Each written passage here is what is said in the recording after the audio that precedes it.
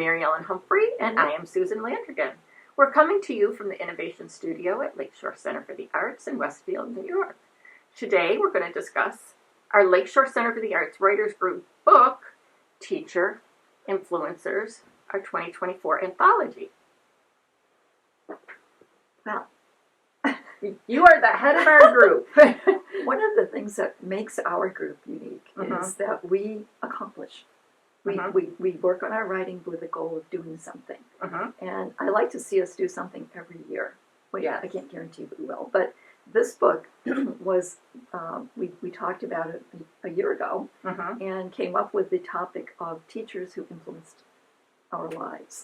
In the most part, they're teachers in a very positive way, but there are also some... But not always, yeah. And there are some stories in there of some that were not positive. Right. The power of teachers. And, of course, for many of us, these teachers would have been 50 or 60 years ago, but the world has changed a bit since then.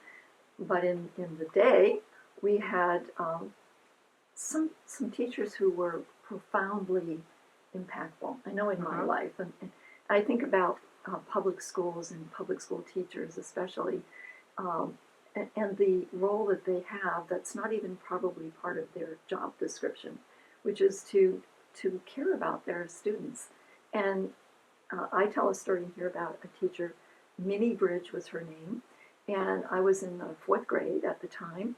And she wasn't much taller than I was. She was a small little old, I thought she was old. She was probably 60, but she had some gray hair. To me, she was an old person. And I'll never forget that she took me aside one day and she said, you know, Mary Ellen, you could get all A's if you try. Why aren't you trying? And that little bit of attention was what I needed. Because I kind of lived until that point in this daze. You know, I don't know what I was doing, but I wasn't doing schoolwork. And I found out many years later that there was a reunion, actually a birthday party for her. She turned 100 years old.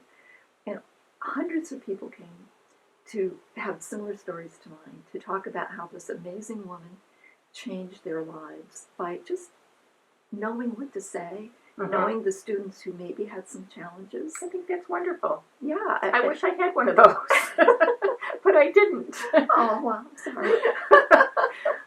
We had big classes when I was Well, in school. I grew up in rural Maine where, 20 students in a grade was a lot. And in fact, in this particular school, there were only 4 classrooms, and each classroom had 2 grades in it. So she taught 4th and 5th grade. And then there was a 6th and 7th grade, and then you went off to the central school for the 8th grade in high school. So, it was a very small little rural town. But with all the little towns around it gathering, we could still only get about 15 or 20 students per grade. And I still remember very fondly this teacher. And she didn't always tell me, kind things. There were times when she had to correct me. We had a new girl who came to school, and I didn't like her. I don't know why. There was something wrong with me. I didn't like her, so I wouldn't play with her. And one day, Mrs. Bridge took me into the little girls' room, the restroom, and there's this new girl crying in the corner, and she said, "You did that, Mary Ellen." Oh. Well, I felt there was a lesson. I felt so bad. So this little girl and I became best friends after that. But it was a teacher who knew how to get the best out of you and teach a lot more than just math and science and history and all of that. So and so this book is full of teacher influencers. Mine, that happens to be mine, but we have stories in here about teachers who, one of our members talked about how this teacher inspired her to become a writer, and how she writes a dedication to him, and even when she speaks of it today, she still chokes up about what the change that made in her life. So, So we have 10 authors, correct, in the book, 12 stories. Some people wrote 2, and there's a couple of poems, and part of this was an exercise in, as a group, working as a group, to come up with a theme, which we came up with teaching, and then to write the stories and to workshop them in our group. So we worked, over many months and we helped each other out to make our stories as best we could. And we even had a session where we used a widescreen TV, which was in the studio, and we all sat here and we put the stories up on the screen, and together as a group we critiqued and we edited and we made suggestions with the author, approving or disapproving, whatever it felt, because it's their story. We always respect that the story belongs to the author.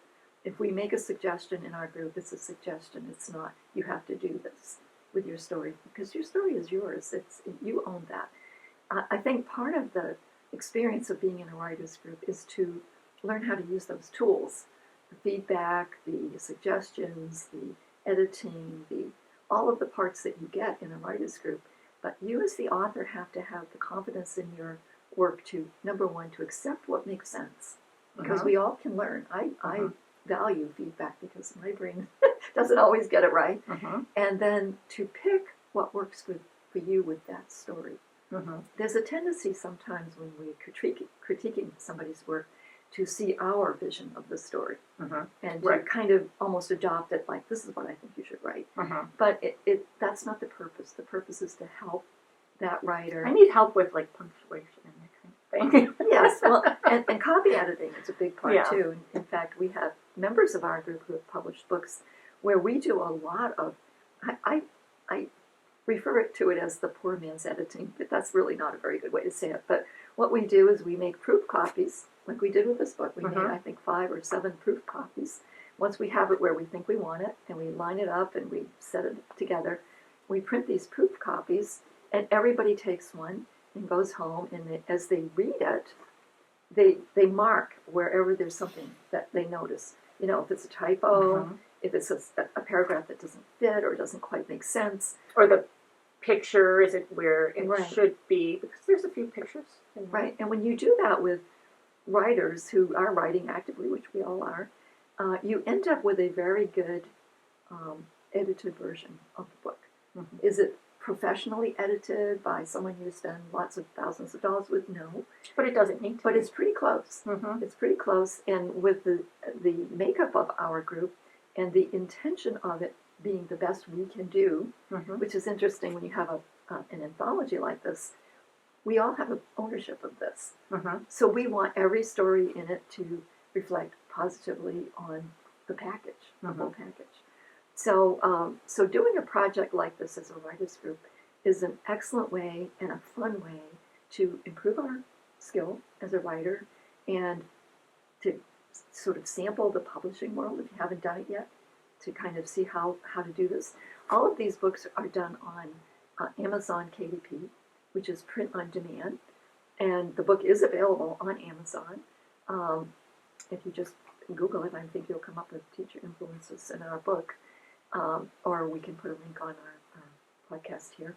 And any of the proceeds from this book we're putting into our writing program. So we have a lot of exciting things we want to do in 2025 that we're now starting to get to the point. I think we've matured as a writers group to the point now where we can really tackle some bigger steps, having more tools to help us with our critiquing in our writer's room, to have writing space where we can spend time working together, which is a really fun thing to do. And I want to mention this because we're only a couple weeks out from NaNoWriMo, right? NaNoWriMo.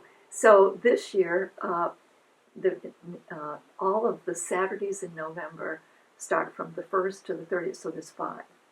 And I'm going to be here in our writers group, in our writers group room, which is downstairs, every Saturday from 10 to 4, or 9 to 4, somewhere around that, where we're going to sit around our huge big table and work on our projects.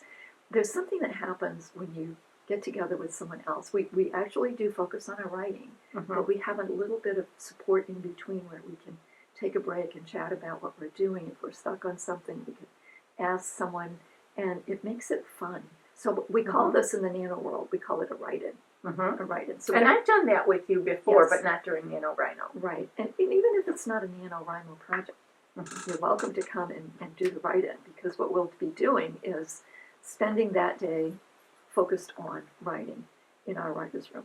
What it does for me is it gets me away from my house and my cats. You know, The distractions. you know, it's not like I have one that gets in front of me.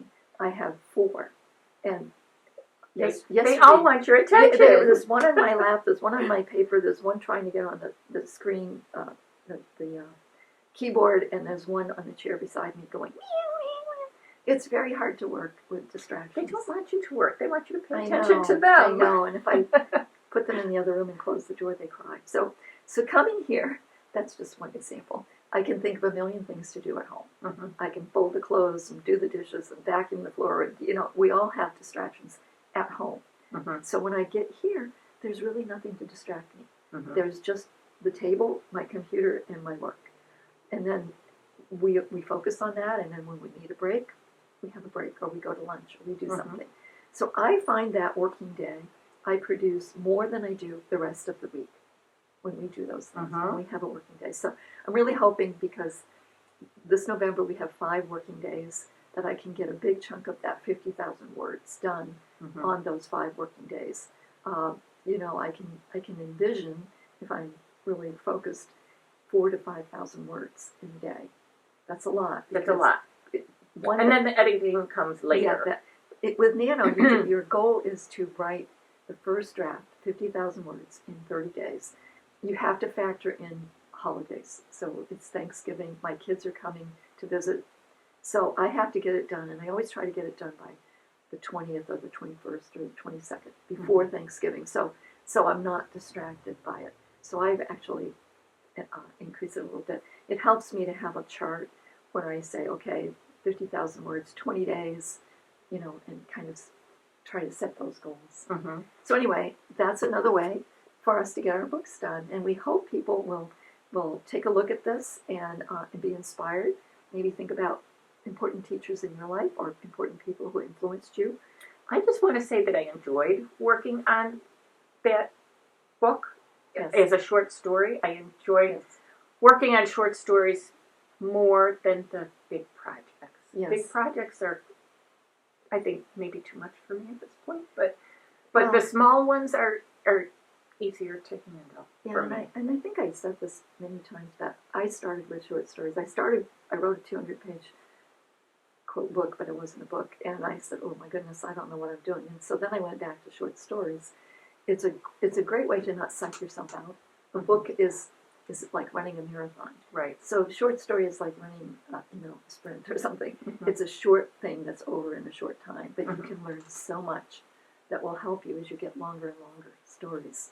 So, so many benefits to this. Plus, we have the pride. We got our book. Right. Yeah. And we will be talking about it at some libraries and some events. Members will be talking about this book over the next couple of weeks. Yes. Tonight we're going to be doing one at the Ripley Library. Yep. And then I think it's next week at Patterson Library coming up too. We'll put those dates out. Well, we have a word for the day today. Ooh. The word for today is newfangled. Something that's been recently invented or developed, and usually implies that this new thing is difficult for some to understand. That's a word I experienced many times in my life. But even going back to school, I have one of my stories in here about a teacher who wasn't a bad person, but he didn't always do good things.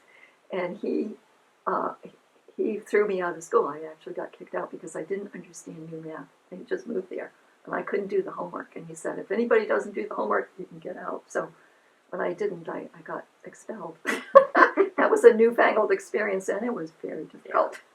I had a lot of difficulty with new math in school, that newfangled math. Yes, I think it's still newfangled. Oh, well. And I couldn't do math until a classmate sat me down in 6th grade. Yes. It was the long division. Yeah. And showed me the old-fashioned way. And it's like, oh, I get it now. Yes, I'm old-fashioned. My brain works in the old-fashioned math. Even though I had new math when I was in, I think it was a sophomore in high school. So yeah, let's have a newfangled day, but not the challenges. New is good, fangled no. Well, thank you for spending time with us today. We value your feedback, and we'll see you next time. Happy writing.